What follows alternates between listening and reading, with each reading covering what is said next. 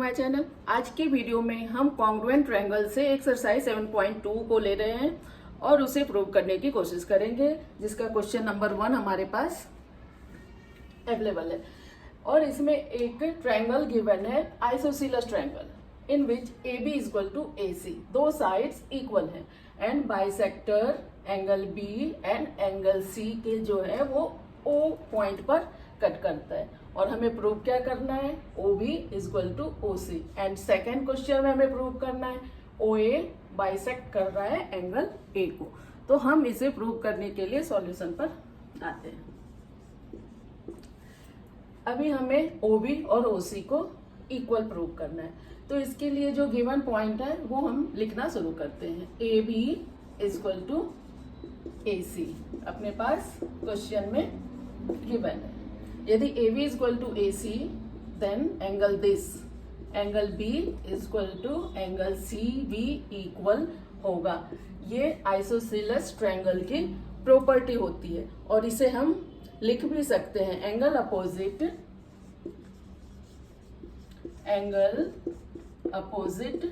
To equal sides, ऐसे करके हमें रीजन देना है। Then angle B and angle C equal हो गया है, तो इसे हम half angle B and half angle C लिखते हैं, क्योंकि हमें प्रूव करने के लिए इसकी जरूरत है। यदि हाफ एंगल B लेते हैं तो हाफ एंगल B मीन्स ये छोटे ट्रायंगल का एक पार्ट हम लिख सकते हैं। तो OBC मैं लेती हूँ, OBC is equal to OCB। OCB मतलब ये दोनों एंगल इक्वल हो गए छोटे ट्रायंगल का।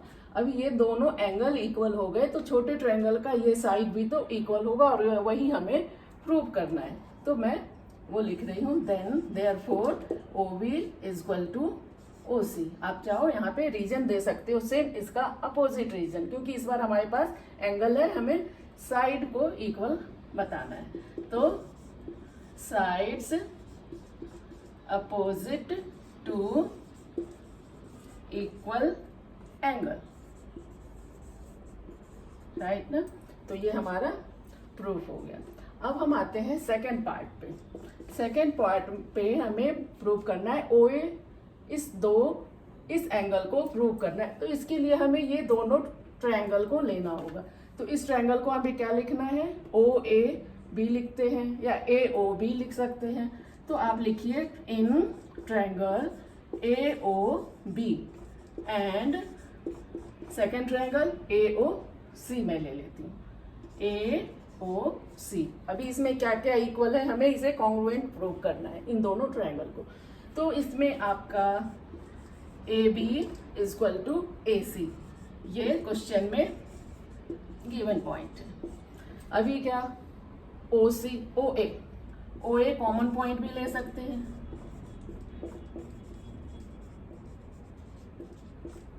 ओके, एंड इस ट्रायंगल का ये साइड भी तो अभी हमने प्रूव किया, तो हम वो भी लिख सकते हैं। OB is equal to OC।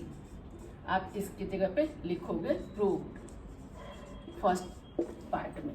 तो ये इस ट्रायंगल के तीनों साइड इक्वल दिख रहे हैं। Then this two triangle are congruent, therefore triangle AOB congruent triangle AOC। कौन से रूल से, तो S रूल से ये दोनों ट्रायंगल कॉन्ग्रुएंट हुए। ये ट्रायंगल आप SAS रूल से भी कॉन्ग्रुएंट कर सकते हो, क्योंकि ये एंगल भी हमारा इक्वल है। तो मैंने SS रूल से इस दोनों ट्रायंगल को कॉन्ग्रुएंट प्रूव किया है। अभी हमें क्या सॉल्व करना था, OA बाइसेक्ट मतलब ये दोनों एंगल को इक्वल बताना है। तो इस एंगल को इक्वल बताने के लिए हम उसका नेमिंग क्या करेंगे, OAB।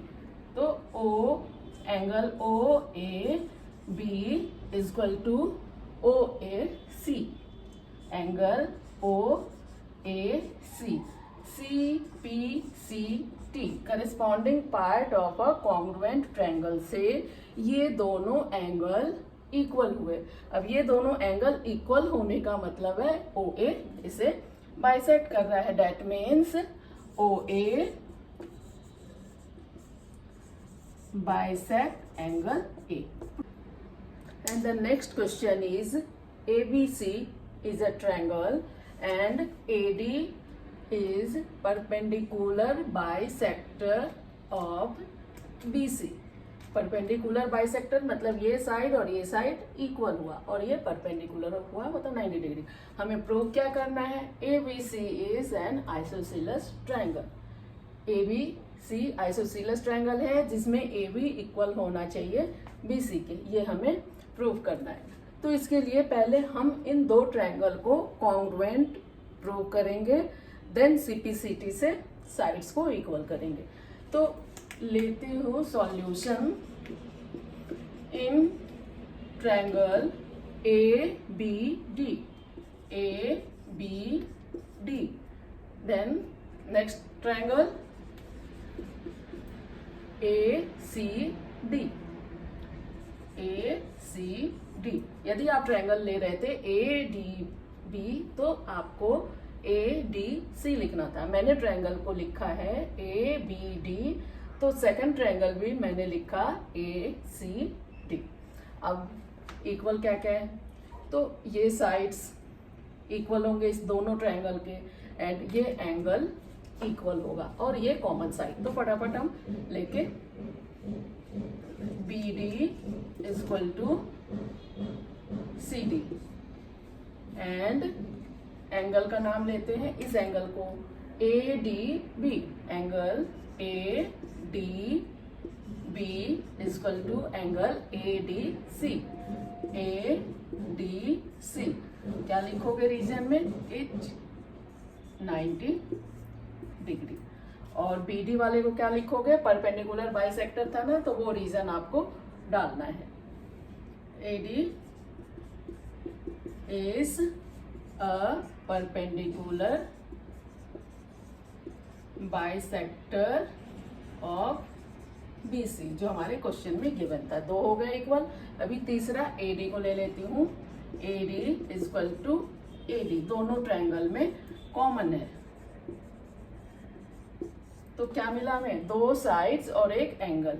सो ट्रायंगल ABD कॉन्ग्रुएंट का सिंबल डालो, ट्रायंगल ACD रूल क्या डालोगे? SAS कॉन्ग्रुएंसी रूल से ये दोनों ट्रायंगल कॉन्ग्रुएंट हुए। अभी कॉन्ग्रुएंट हो गए तो उन दोनों ट्रायंगल के साइड्स भी इक्वल हो सकते हैं CPCT से। Therefore AB is equal to AC। CPCT corresponding part of a congruent triangle से ये प्रूफ हुआ।